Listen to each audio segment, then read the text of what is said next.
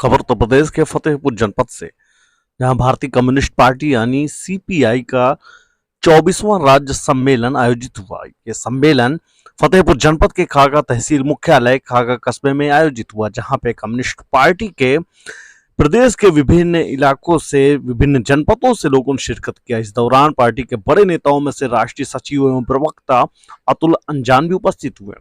साथ ही अन्य कद्दावर नेता जो कम्युनिस्ट पार्टी के बड़े नेता माने जाते हैं वो भी उपस्थित रहे। उन्होंने मंच के माध्यम से अपनी अपनी बातें पार्टी को बढ़ावा देने के लिए बहुत सारी बातें रखी हैं। लोगों में भी अपने नेताओं को सुनने की बड़ा उत्साह रहा है। क्या कुछ बोले अतुल अंजान, सुने। बात करना गुनाह है, चर्चा करना गुनाह है। सही बात के लिए आवाज अगर मजदूर उठाए तो कुचल दो, किसान उठाए तो जान से मार दो, अग्निवीर के संबंध में नौजवान बोले तो गिरफ्तार कर लो, महिलाओं पर जुल्म और जाति के नया इतिहास लिख दो, खेत मजदूरों को जीवन से इस तरह से अपमानित करो कि उनका जीवन जीना मुहाल हो जाए, सरकारी कर्मचारी तबाह हो जाए, मजदूर वर्ग छटनी तालाबंदी से परेशान है, कैसे निकला जाएगा। मोदी जी, आपने अभी 3-4 दिन पहले अपना जन्मदिन मनाया। मैंने आपके जन्मदिन पर कहा कि आप दुनिया के सबसे बेहतरीन एक्टर हो, बहुत बेहतरीन एक्टर हो, आप डायरेक्टर भी बहुत अच्छे थे और आप सेल्समैन तो बहुत ही अच्छे, सामान बेचने के। 20 साल आपने भीख मांगकर, आप कहते हैं कि आपने जिंदगी गुजारी, 20 साल आपने भीख मांगकर जिंदगी गुजारी और 20 साल आपने चाय बेचकर जिंदगी गुजारी। चाय गुजार दी आपने 20 साल, और आप इसी दौर में एमए भी कर लिए। जरूर आपने बीए जरूर पास किया होगा एमए पास करने से पहले, और आपने इस बीच में बांग्लादेश की लड़ाई भी लड़ ली, और बांग्लादेश के प्रधानमंत्री ने सभी जो लड़ाई लड़ने वाले भारत में लोग थे उनको स्वतंत्रता सेनानी का पत्र लिखा। शायद डाक के चलते वो पत्र आप तक पहुंचा नहीं, है ना। आप झूठ बोलने के एक माहिर सरदार, आप तो बहुत बड़े वैज्ञानिक भी हो। आप नाले की गैस से जो है चाय बना सकते हो, क्या क्या नहीं बोलते हो आप क्या हो।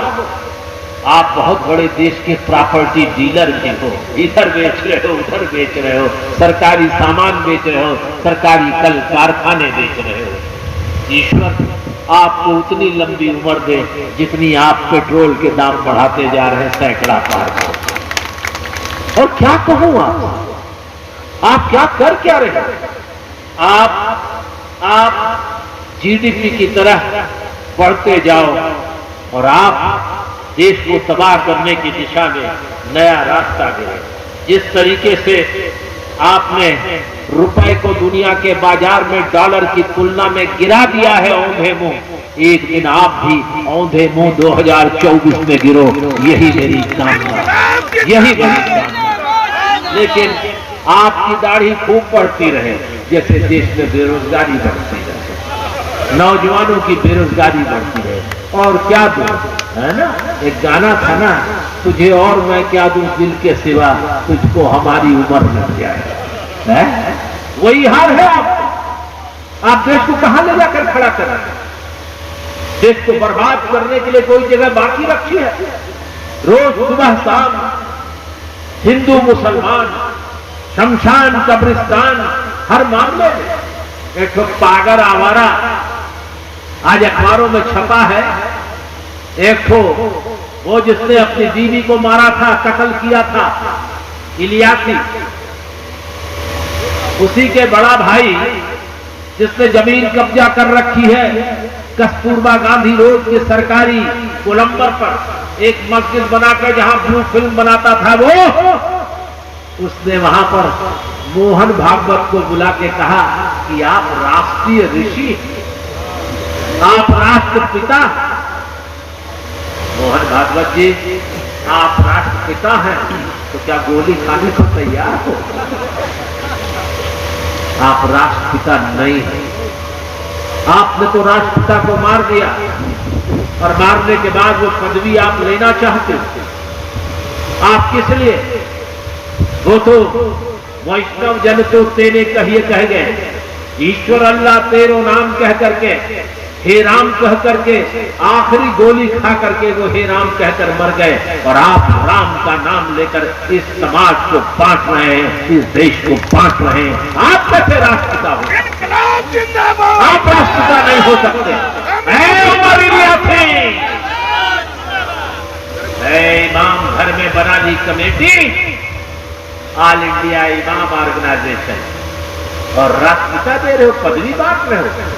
खैर है, शुक्र है कि आपने राष्ट्रपिता और राष्ट्रपति कहा, अंतर्राष्ट्रीय पिता नहीं कहा। मोहन भागवत पिता हो गए, लेकिन माता कौन है पता नहीं चल रहा है। विवाह तो किया नहीं। ये झूठ और मक्कार और बेईमानों की जमात। 12 साल तक प्रधानमंत्री जी आप मुख्यमंत्री रहे, हर आदमी फॉर्म भरता है, आप कहते हैं देश सत्य और हिंसा के रास्ते पर, ईमानदारी के रास्ते पर चले। आप चुनाव लड़े असेंबली का, आपने फॉर्म भरा और जहां पद लिखा है आप विवाहित है कि अविवाहित, आप कहते हैं नाटक लिखेबल, चलता नहीं, और बनारस में आके कहते हो कि हम विवाहित हैं। अभी आपने 15 अगस्त को महिला के सम्मान की बात कही। किस महिला के सम्मान की? यशोदा बहन का क्या होगा? मैं बाज नहीं आता हमला करने से, मैं इसीलिए बदनाम।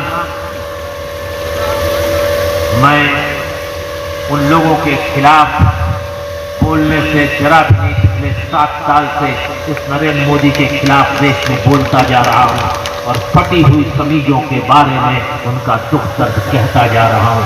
उठो, जागो। किसान मर गए 750, नौजवान लाखों करोड़ों करोड़ बेकार हो गए। सरकारी रिपोर्ट कह रही है कि पिछले 3 महीने में सबसे ज्यादा बेकारी बढ़ गई, महंगाई बढ़ गई।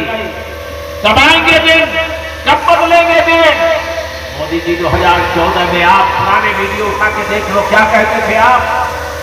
जो सरकार रुपए की इज्जत डॉलर की तुलना में न बचा सके, उसे सरकार चलाने का अधिकार नहीं। उस समय $1 बराबर 56 रुपए, 58 रुपए था, और आज $1 बराबर 80 रुपए है। आपको जब 24 और 26 और 28 लीटर दुनिया के बाजार में कच्चा पेट्रोल बिक रहा था, तब देश के अंदर 70 रुपए लीटर पेट्रोल बिक रहा था, 65 रुपए डीजल बिक रहा था।